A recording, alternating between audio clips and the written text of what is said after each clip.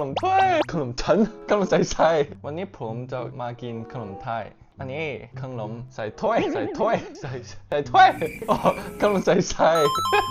รู้แล้วอันนี้ขนมถ้วยอันนี้ขนมชั้นเธอกินไม่ได้เพราะว่าขนมชั้นโอเค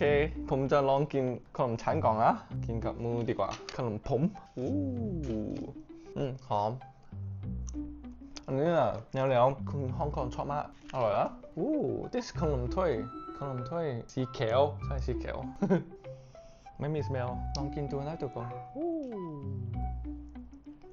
อันนี้นิ่มมากที่สุดอร่อยที่ฮ่องกงไม่เคยกินนะไม่เคยเห็นไม่เคยฟังไม่เคยเห็นอร่อย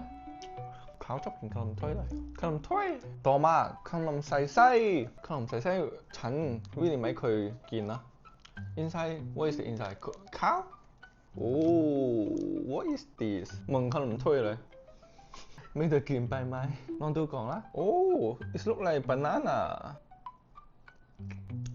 it's like เค็มนิดหน่อย at the end หวาน but ข้างในอันนี้ what is this โคโคนัทหรือเปล่ามะพร้าวเหรอทำไมเค็มนิดหน่อยน้ำกะทิเค็มเหรอโอเคอิ่มแล้วครับผมให้อันนี้ number one อันนี้ผมให้8คะแนนติ๊ง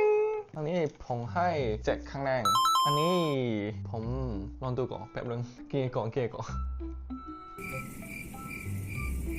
คะแนน ใครอยากให้ผมอยากกินอะไรคอมเมนต์ below นะครับบ๊ายบาย